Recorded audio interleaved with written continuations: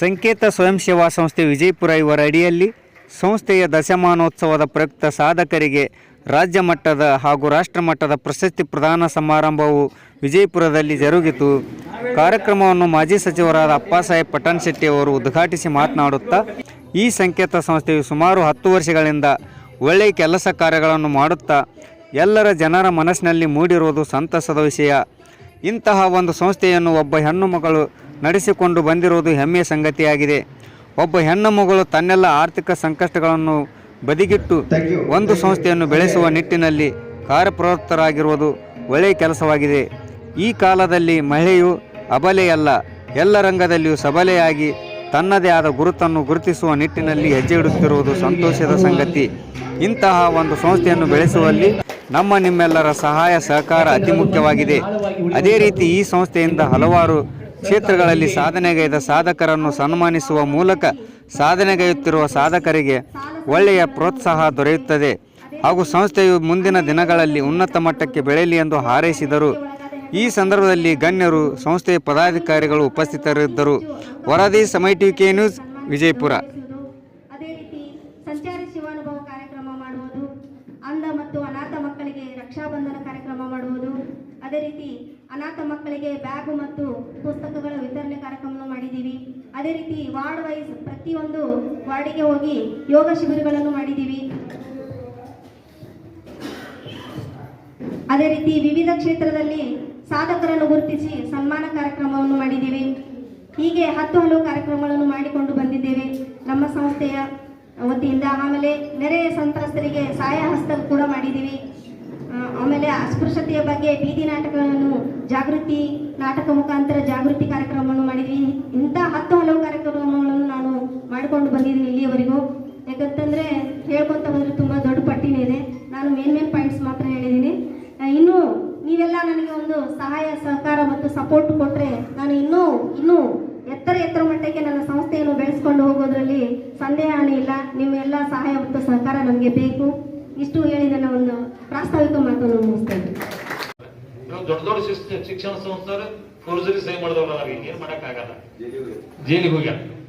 ಅದಕ್ಕೆ ಯಾಕೆ ಮೇಡಮ್ ಅವ್ರ ಬಗ್ಗೆ ಹೇಳ್ತಾರೆ ಅಂದ್ರೆ ಪ್ರಾಮಾಣಿಕವಾಗಿ ಕೆಲಸ ಮಾಡಿದವರು, ಪ್ರಾಮಾಣಿಕವಾಗಿ ಕೆಲಸ ಮಾಡಿದ್ರೆ ತಿಳ್ಕೊಂಡು ಹಾಕುವ ಜೀವಂತ ಇರಕ್ಕೆ ಸಾಧ್ಯ. ಬಹಳ ಮಂದಿ ನ್ಯಾಯ ಕೊಡಿಸಿದ್ರೆ ಇಂಥವ್ರ ಅವಶ್ಯಕತೆ ಈಗಿನ ದಿನಮಾನಗಳಲ್ಲಿ ಇರೋದ್ರಿಂದ ಅಂತ ಒಬ್ಬ ವ್ಯಕ್ತಿಗಳನ್ನ ನಾವು ಯೋಚನೆ ಮಾಡುವಂಥದ್ದು, ಅವ್ರಿಗೆ ಬೆಳೆಸುವಂಥದ್ದು ಎಷ್ಟು ಸಾಧ್ಯ ಆಗ್ತದೆ ಅಷ್ಟು ಅವ್ರಿಗೆ ಸಹಾಯ ಮಾಡುವಂಥ ಕಾರ್ಯವನ್ನ ನಾವೆಲ್ಲರೂ ಕೂಡ ಮಾಡಬೇಕು ಅನ್ನುವಂಥ ಮಾತನ್ನ ಈ ಸಂದರ್ಭ ಹೇಳಿ, ಅವ್ರ ಸಹೋದರ ಅವರಿಗಾಗಿ ಒಂದು ಸಂಸ್ಥೆಗೆ ಜಾಗವನ್ನು ಕೂಡ ದಾನ ಮಾಡಿದ್ದಾರೆ. ಬಹಳ ಉತ್ತಮ ಕಾರ್ಯವನ್ನು ಅವ್ರು ಮಾಡಿದ್ದಾರೆ. ಇವತ್ತು ಆ ಸಂಸ್ಥೆ ನನಗೆ ವಿಶ್ವಾಸ 100% ಉತ್ತಮವಾಗಿ ಬೆಳೀತದೆ.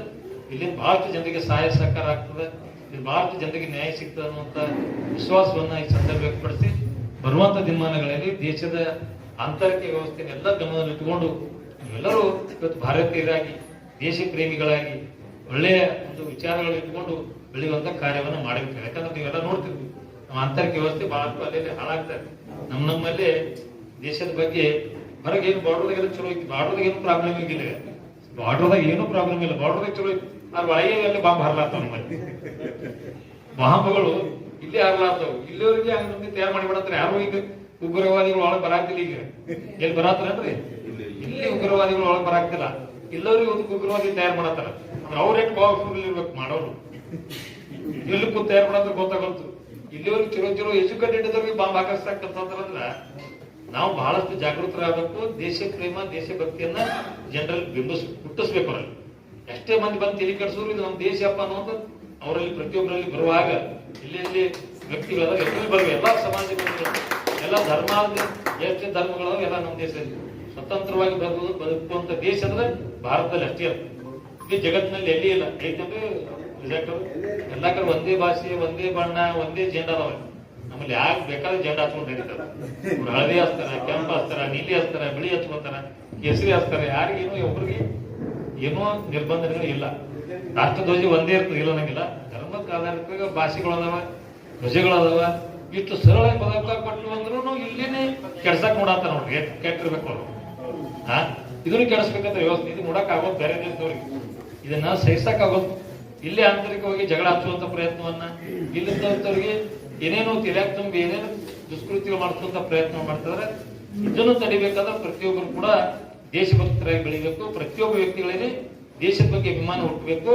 ಅಂದಾಗ ಮಾತ್ರ ಇಂಥ ಕೃತ್ಯಗಳನ್ನ, ಇಂಥ ದುಷ್ಟ ಶಕ್ತಿಗಳು ನಮ್ಮ ದೇಶದಲ್ಲಿ ಕೈ ಹಾಕ್ಲಾರ್ದಾಗ ಆಗಕ್ಕೆ ಸಾಧ್ಯ ಅನ್ನುವಂಥ ಮಾತನ್ನ ಈ ಸಂದರ್ಭ ಹೇಳಿ ಇರ್ಲಿ. ಅವ್ರ ಕುಟುಂಬದ ಸದಸ್ಯರು, ಅವ್ರ ಅಕ್ಕ ಅವ್ರ ಮಾವ ಅಂತೂ ಅವರೇ ತಂದೆ ತಾಯಿಯಾಗಿ ನೋಡ್ತಾರೆ ಅವ್ರನ್ನ. ನಾನು ಬಹಳ ಹತ್ತಿರದಿಂದ ಬಲ್ಲೆ. ಅಂತ ಒಂದು ಎಲ್ಲ ಕುಟುಂಬ, ಅವ್ರ ತಾಯಿ ಇಡೀ ಜೀವನವನ್ನ ಬಹಳಷ್ಟು ಕಷ್ಟಪಟ್ಟು ಅವಳು ಇವತ್ತಿನ ದಿನಗಳಲ್ಲಿ ಮೇಲಿಗೆ ಬಂದವರು. ಅವ್ರ ರಾಜು ಅವರಿಗೂ ಕೂಡ ನಾವು ವಿನಂತಿ ಮಾಡ್ತೀವಿ, ನಿರಂತರವಾಗಿ ಪಾರ್ವತಿಯವರ ಒಂದು ಸೇವೆಗೆ ಸದಾ ನಿಮ್ಮ ಬೆಂಬಲವಿರಲಿ. ನಿಮಗೆ ನಾವು ಯಾವತ್ತೂ ಕೂಡ ಬೆಂಬಲವಾಗಿರ್ತೀವಿ ಎನ್ನುವಂಥ